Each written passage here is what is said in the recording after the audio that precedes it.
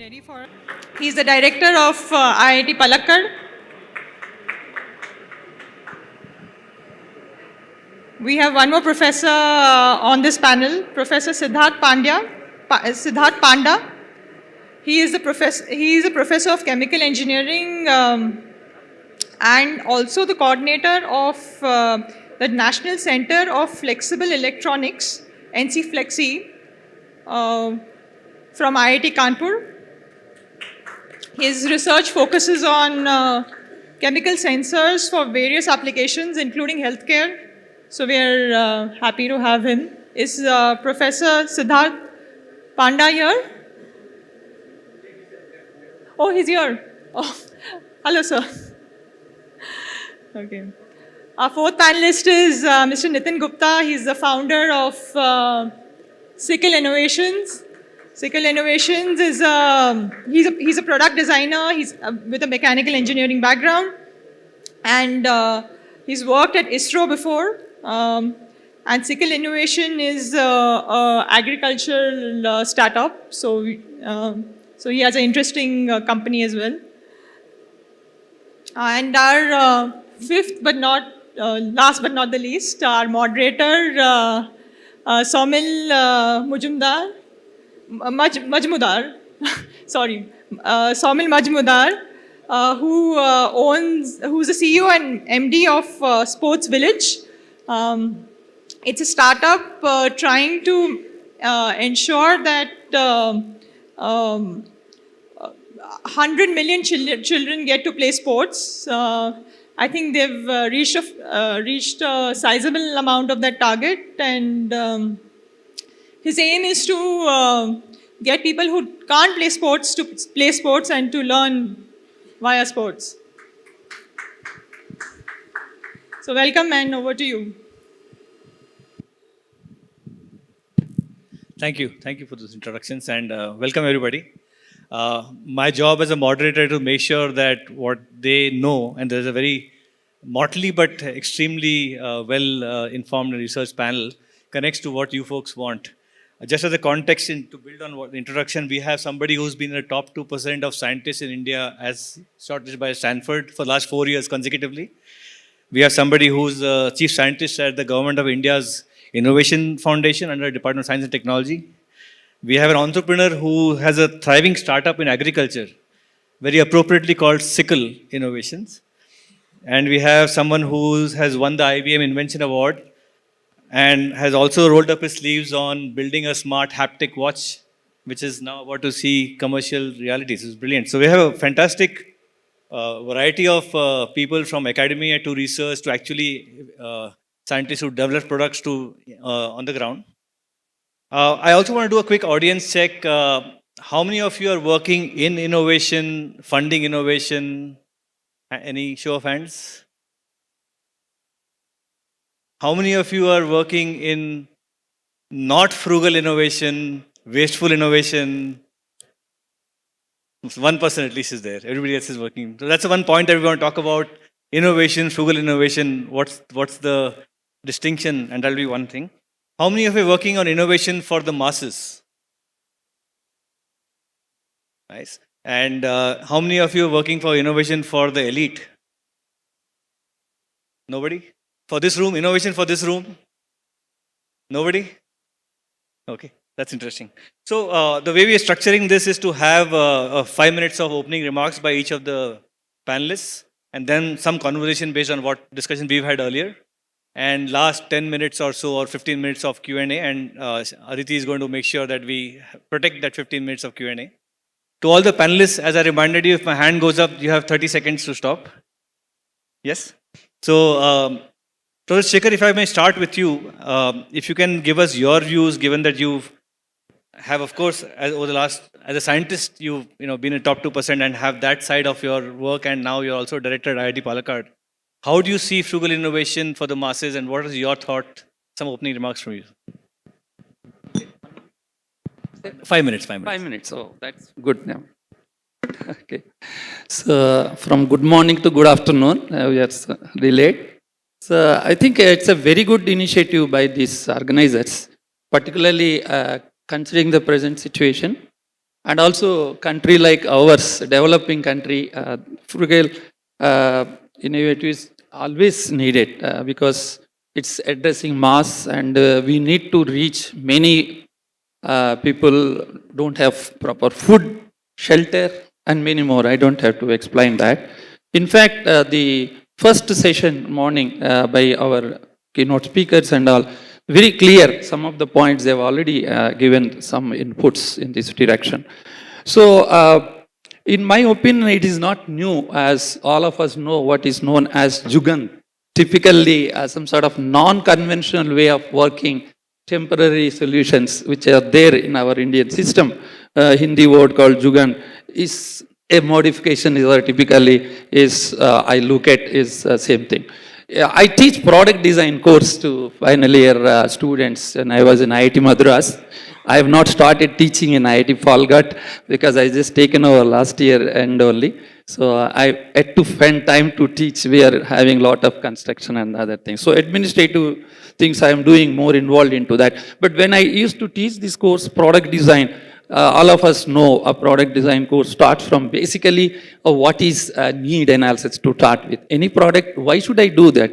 There should be a need analysis, then a basic definition, what is to be done, and currently what is the situation, the customer survey, and then the concept development. What way it should be different from that? It can be cost effective, or it can be more efficient, or it is giving a better solution and whatever. The idea here is there is innovation automatically comes when we focus for the need. So all that starts with, my opinion, is the need indirectly makes people to come with any innovation, Frugal, or whatever innovation is innovation. It's good innovation in my opinion, or that's very good to the society. Whatever you take, that innovation addresses a big number, useful for the society, is always a good thing, whether you call Frugal or you call by some other innovation. And today we have seen in the talk also what ISRO is doing, not just Chandrayaan alone, but several fishermen also getting benefit. What else? That is a typical example. The vaccination, what our another speaker told about, our is much cheaper and could address to many patients. That's a good innovation itself, is an example of frugal innovation, I can say. So what I look at is, as I again go back to my subject called the product design, which I taught in addition to my area of vibrations in mechanical engineering. In product design, again, one thing I will tell is the value analysis, value engineering. I think many of you already using it in even in industry. Typically, value is equal to function divided by cost. The functionality versus the cost. So the numerator functionality has to be increased qualitatively, and the cost, the denominator has to be reduced. Automatically numerator increases, denominator decreases, the value will increase. Look at any product, you will have some components which are very useful functionally but cost more or cost less. You have to attack the ones which are very expensive and giving less functionality. I will attack that one. So as a researcher, as you said, I will try to attack those components which are unnecessarily costing. Can I replace with another which is cheaper, and so automatically the value increases, which is typically what is the frugal innovation is for. Now, as IIT faculty or a director or any other institution or R&D or any industries I see here, the duty is we should focus on how to apply in our day-to-day thing this technology, as you said, innovation to the public. Several ways to do whatever opportunity is given to us. Since I am in Kerala now, I am looking at the facilities in around, for example, lot of coconut trees and palm trees, etc. I will try to use coir technology is already going there in a great level. Similarly, I have a lot of water resources in Kerala, so we are trying to develop some hydro technologies, cheaper versions. Kerala government already approached us. In Palakkad in particular, we have a lot of what you call wind energy, because of the Western Ghats are laid out in such a way, you get fantastic wind all through, and solar also very good. So these things, so we started one center for excellence, what is called core center of renewable energy, hydrogen, as well as this solar, wind, and so on. So look at your surroundings, rather resources or whatever available around you, and you can always innovate with it. I'll conclude with one more thing we found is the Attapadi, very close to IIT, is a tribal village. They don't have a power. They are wasting their milk products because they can't preserve. And so what we as a group went along with the collector, and we found how to help that. We are now developing drone technology to carry their products to another place where they can sell and do that, because that's also livelihood for them. So look at, you are also doing, when you do the outreach, there is an opportunity to get into innovation, cheaper way, helping the society. So several other things we are doing at IIT Palakkad. I don't want to brand that thing here, but as any institution, we can always do that. IIT Madras has already developed affordable house for that, GF, RB, RG models and so on. Several things are there. I think I'll leave it to the others. I'm sorry, I've taken a little more than the time. Thank you, Professor Sekhar. This is useful.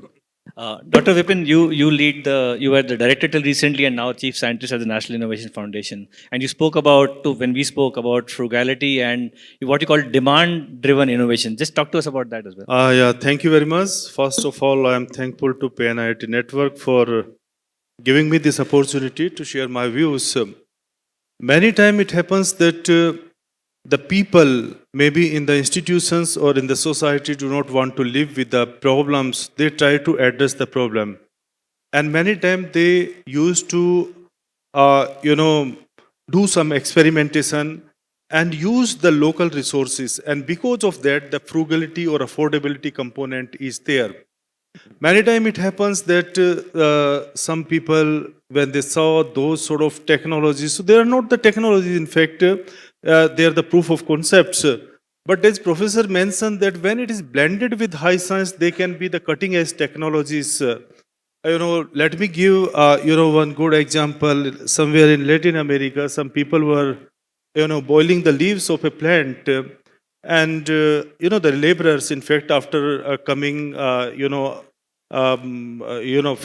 the work, and they were feeling relaxed, in fact. And one scientist just observed that what these guys are doing, in fact, might be it is having some effect. So it is the responsibility of the technology institutions and the science institutions to find out what is the mechanism and what is the mode of action. And they found that the salicylic acid was the component which was giving that anti-inflammatory kind of property. But when somebody started using it, they found that it was causing ulcer in the stomach. Then they treated with acetic acid. Then this acetyl acid, salicylic acid is the aspirin, in fact, largest selling drug in the world, actually. Can you see the trigger came from the common people, in fact. They might have done lots of experimentation in the laboratories of their lives, but unless it has not been blended with the modern science, it has not reached to the masses. This is not one. Large number of such examples are there. We at National Innovation Foundation used to identify, such innovations from the people. We blend it with high science and try to take to the masses. And because of that, large number of technology have reached, even the startup of the year in Amazon Sambhav year was the person, in fact, who was dropped out, incubated by us. There are many examples, like in Malaysia, who got the Padma Award, that Padman was our story. So how those people have reached to the masses, it is because the science was blended with that. But it is not, in fact, Saumil mentioned that whether it is going to the masses or it is living to the limited, places. We have to address both the issues, in fact. If in Assam, in Dhimaji, the iron contamination is in the water, and we see that, okay, market is not there, then who will work on those technology? So it is the responsibility of the institutions, it is the responsibility of innovator to develop the technologies, might be for the niche areas. So it is not for the localized or for the masses. Innovations are the innovations, in fact, and if they are good in nature, probably if it is not helping in generating much money, but definitely it is helping to the humankind. Thank you very much. Thank you, Dr. Vipin. This is very useful. Professor Panda, if I may come to you, you developed this smart haptic watch for the visually challenged, and you spoke to me about you developing a braille kit, if I may, for again visually challenged. In addition to your opening remarks, I'm just curious as to why did you choose this particular, let's say, segment for innovation? Your work of sensors and semiconductors would have opened it to a larger or many more segments. So do you start with a segment or do you start with innovation? And how does this play out as you actually go down to innovating? What do you say? So can I answer? Please, of course. Does it after my opening Yes, of course. statement?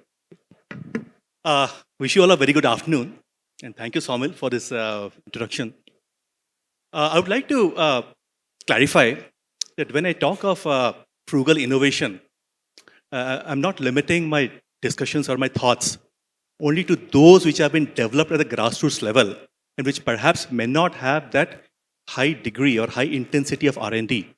Rather, it's including those innovations which have been carried out in organizations, for example, the ISRO, or in companies, but which have been developed under resource constraint settings. But they have a certain level of this scientific foundation. And that gives them the ability to be scaled and to be used for larger masses. And I'll elaborate on that a little bit more. So based on this, there are 3 points I would like to highlight in these opening remarks. One is the context of frugal innovation, is the Indian context of frugal innovation. Now, frugality is considered culturally to be a virtue in India. And hence, this socio-economic context provides a fertile ground for not only development of frugal products and services, but also the adoption. And also, the Indian market is said to be very cost sensitive. And this underscores the need for companies to innovate so as to meet the customer requirements. Now, there are several enablers for frugal innovation in India. And these advantages include the market structure advantage, the cost advantage, the demand advantage that we have a large population, in-house population, which is underserved. But more critically, that we have a technological advantage. That is, we have a good technological infrastructure and also a large population of trained manpower from the students. And this is specifically where IITs and other education institutes and R&D institutions in general could contribute to the story of frugal innovation in India. Now, the second point I would like to bring is the solutions which are developed under this resource constraint settings are not limited to the resource constraint markets of societies. And the examples which we have seen earlier today, whether it's by ISRO, like how it's helping people elsewhere, and how countries across the world, including developed countries, are coming and utilizing the launch facilities of ISRO. And similarly, this affordable excellence of the medical sector in some pockets have resulted in people coming to India for treatment, resulting in what we call the medical tourism. And similarly, there are examples of engineering products which have been designed and developed in India, which are finding market elsewhere. Just to give an example of some of the automotives, and also a specific example would be that ECG, which was developed by GE. The point is, when we talk of frugal innovation, frugal innovation is not simply about lowering the cost to make it more affordable and accessible. It's also lowering the environmental footprint which comes in the process of making these products. Because at the end of the day, we have to also look into the sustainability of making these products. Whatever we call it as resource abundant societies today will no longer be resource abundant in the years to come. If we go along this not so, what you call it, if you're utilizing these wasteful practices in the process. So these solutions, these frugal solutions, which might be developed in resource constraint settings, have a place also in the developed worlds. Because even the developed worlds also have the goals towards this sustainable SDGs, sustainable development goals, which have been set by the United Nations. And hence, as was mentioned in the previous panel, can we make in India and make for the world? And that is something where India has a big advantage. And that leads me to the third point. how do we further enhance and strengthen this ecosystem for frugal innovation? And specifically, how can IITs and expanding this further, how can R&D institutes and other educational institutes play a role in supporting this ecosystem? We already have some success stories. Now, how can we make it even better? There could several ways. Can we have a even further strengthening of the different innovation networks, different groups coming together? Can we have a further strengthening of the industry academic collaborations? And more importantly, how can we enthuse our students? How can we facilitate our students? And how can we train our students to look into this area of frugal innovation? So having said this, Saumil, I'll come to the point which you have asked.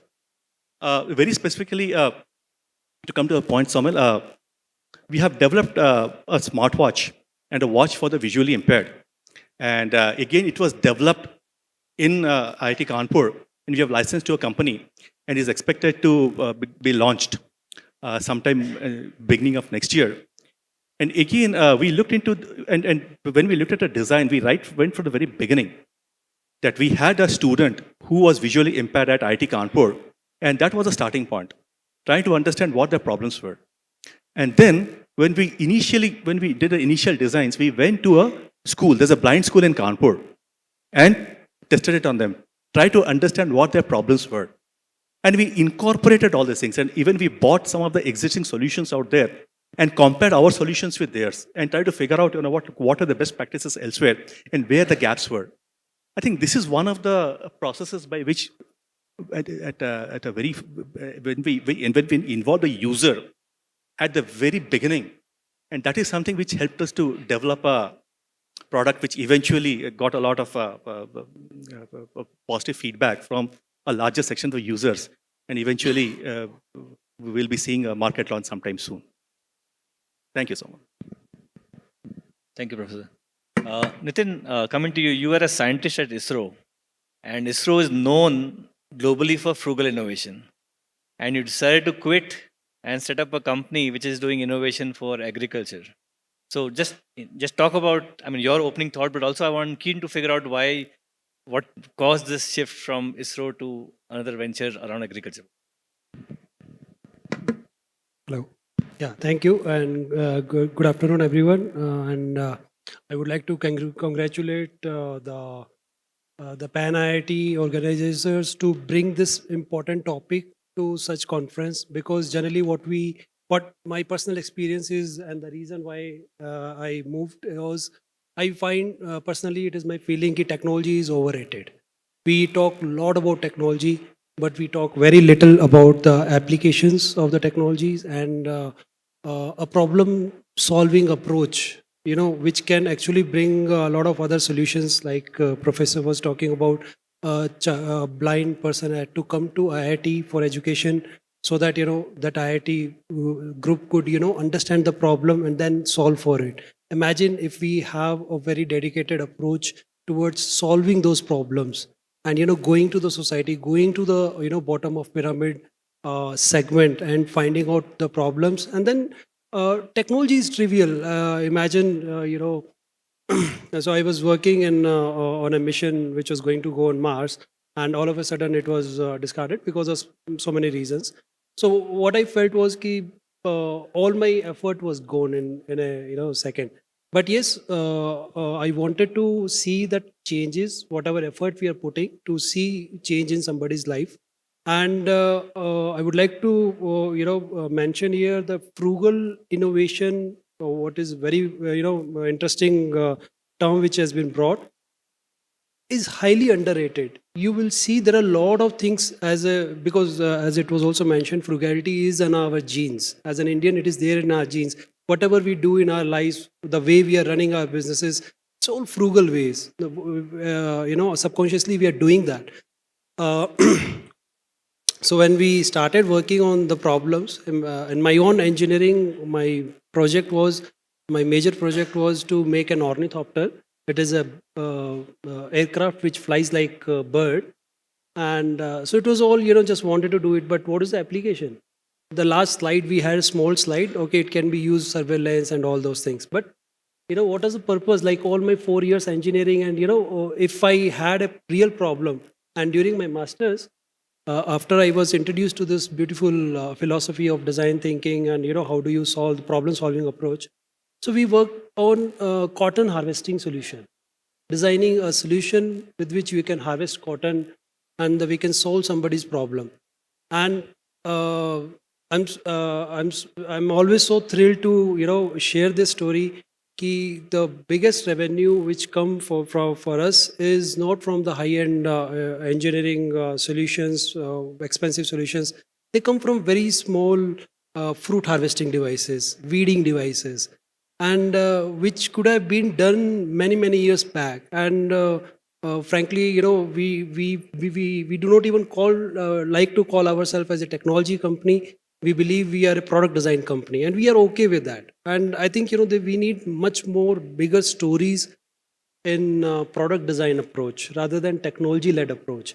And that is what some of the examples I can give you, which is actually which we might not actually able to connect directly. The sachets you see, this is one frugal innovation which was done by one entrepreneur in Tamil Nadu. He wanted to sell shampoos. And even before that, the tea sachets which you see, this is all frugal innovation which was done by companies. And why? Because our consumer, we have, even if I talk about the business point of view, we have a huge market lying. If you cross that, the top 10% of the higher income groups, you go down 90% and you see, imagine the market. So the shampoo companies, almost 40 to 50% of their sale is coming from sachets. So imagine, the kind of innovation which has gone, and, it is giving the returns. But as I said, it is highly underrated. We don't see that, in our regular meetings or in the conferences. And it is very good that, this topic has been brought up. Thank you. That was useful. Dr. Vipin, if I may come to you, this again, coming back to this topic, frugal innovation for the masses. When people think about innovation, do they start with a segment saying, I'm going to innovate for the masses, then think of innovation? Or do they start with innovation and then say, I need to be frugal or I have resources?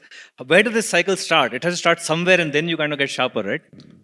See, when the starting point is identification of a problem. So sometimes, somewhere, the people struggle with something and they try to address that particular thing.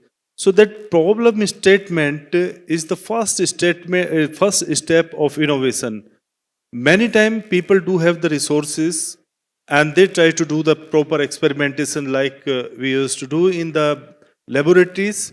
Sometimes they do not have the resources and then they try to find out the ways from here and there. And it is not that the people at grassroots used to do. In lab also the same struggle is there. If you see that the Mars mission, what investment NASA has done, if that is the budget, government will never approve. So we have to find our own ways and do lots of innovations to achieve the target. In 1/3 cost of NASA, we have achieved that mission. But I have a question for you on the same point. If we had that budget, would we have been as innovative or would we have wasted money? Sorry? You said we had 1/3 of the budget and therefore still we gave and we clap for ourselves. This is great. Let's say we did indeed have NASA's budget. Would we have been more innovative? No, it is not there. In fact, sometimes the necessities, the mother of innovation or mother of invention and also the mother of innovation. So the resources are secondary actually. Resources are secondary, and when the resource constraint is there, then probably either we live or we become more innovative. But whether it is more budget or less budget, in fact, it is our dedication, commitment, intelligence, planning, execution, everything in fact, contribute equally. Thank you. Professor, if I may come to you, because we've been talking about demand-driven innovation and application-oriented, you are also a scientist. So there is a space for pure science, which starts with innovation for itself and then figures out a demand, right? How does that coexist with this notion of almost applied science, applied innovation, which only starts with a demand? It is something like a chicken egg problem sometimes. Yes, sometimes some companies force the customer to use it. It can be other way, right? you will go to the need analysis and do that. It can be either way, same way. I develop some technology and I will do it on my own, as you said, without bothering about the market. But finally, it comes to that, okay, it's a very good innovation and this can be applied. But somebody else take this technology, this scientist knowledge, whatever you say, and then they will apply somewhere else in an innovative way. That's what. Always the product designs will go with two ways, right? I developed already a company, I'm very strong, so I develop in novel way and ask the users, come on, you use it, this is better, cheaper. Other way is, as I said, you start from scratch, do the need analysis, define it, come to that solution. Either way possible. As a scientist, that's why in industry, in institutions, we don't encourage only this. Obviously, there are pure scientists, pure mathematicians. We have to acknowledge them, encourage them. And one fine morning, the algorithm that is developed by ex-professor always can be used in some other way. There are persons to use it. You can't discourage them also. Always talk only product. Who will develop the technology, new knowledge. So you cannot do that. They both coexist. Saumil, if you still want the reminder Yes. for the audience. How much time do we have left? I mean, we have बहुत 10 time minutes. है? नहीं, बहुत time नहीं है. Actually, कम time है. One more session is there, I think. Yeah. And lunch. अगर We have 10 more minutes? lunch आराम से करना है तो Sure. Okay. We'll come to the audience after just one. Professor, to you, I want to dig deeper on your choice of the visually challenged, right? I mean, it came about because you had somebody in your department who had that challenge, and if for some reason that person was not there, would you have looked at innovation in some other space completely? Is there a lot of serendipity involved in some of the innovations reaching a certain market reality? Specifically, I have a cousin who is visually impaired, and something that was there at the back of my mind. And then I got a very good student who also thought that way. So things fell into place. Things were into place. But if you permit me, if I just add to what Professor Sekhar said, see, and just to add, because it goes both ways. Sometimes what we do is we also show a certain capability. This is what we can do, and then we go to different fora and say, this is a problem which we think we are getting it done that way. And what has happened is, like, we have had feedback from the companies, look, I think you can get it done provided you just change your trajectory, and would you be willing to do that? And we have done that. And that also has led to some very successful executions of projects. So it goes both ways. Sometimes we take it all the way, sometimes it comes from there, sometimes we start somewhere midway. Yeah, thank you. I just add that we just started in Palakkad. I'm sorry, I'm referring to Palakkad again. We have just started 2 months sabbatical leave, to the faculty. During the summer break, they can go to industry only. Just like sabbatical going to other universities, but they will go only to industry. Then I will give you 2 months leave to explore the problems, which can be, as you said, can be both ways and etc. And then they come back, do the collaboration, take projects like that. That's what we just started. Yeah. Thank you. Last question to you, Nitin, before we get to the audience. I want to talk about this controversial word called jugaad, right? Which we think is a great thing. I know many of you feel it's not so great. What's your view on jugaad? Is that innovation? Is that frugal innovation? I mean, there is a lot of gray area, like as we were discussing. Jugaad, in a way, it is good if it is solving somebody's problem locally with local environmental condition, all those situations. But there is a procedure, you can convert that into an innovation. So when the innovation word itself is having a business model embedded into it. So innovation means it has to reach to the masses by any ways. Business means does not mean only by the transaction, but it has to be adaptable by scale, by masses. Yeah, it has to be scaled up.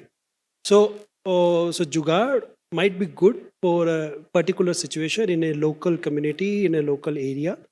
It can be translated into a frugal innovation by a methodology, but we should not be actually, encouraging or you can say celebrating jugaad. You shouldn't celebrate jugaad? We should not be celebrating because that underlines a lot of our capabilities when it comes to. I'm sure there are people who don't agree with you. They'll find you at lunchtime, I'm sure.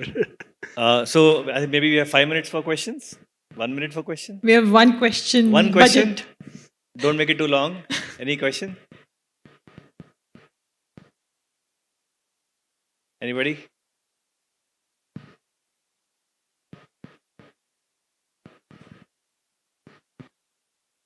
Looks like the panel has answered everything that anybody wanted to know about frugal innovation for the masses. There's somebody. I'm Paul Dayanadi. I'm a professor. My question to IIT Kanpur, Siddhartha, you are telling that you are developing some sensors for chemical engineering. As a part of your conversation, I came to know that. I just want to know now, AI has been made as a core subject in all fields of engineering. And already I had initiated when I was a professor in Bombay to set up the AI lab for all fields. So do you have any development on the chemical engineering sensors which can be deployed in the AI for lab setup, which will give innovation to the students? That is my question to you. Because we have now set up an AI lab which is common to all schools in College of Engineering India. Now I moved from Bombay to Chennai. So do you have any innovative sensors that you have developed for chemical engineering which can be used in the AI lab, which will give innovation to the students, where more result-oriented things can come out?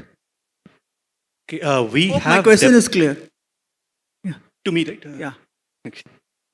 Yes, we have developed sensors, and let me take a very specific example of gas sensors. And we are also adding smartness to the sensors by adding algorithms. But this is something which in a few months we'll be deploying it for field trials, because that has to go through the technological validation. And then that will be, we are jointly developing the company, so we expect that if that succeeds, they'll take it up.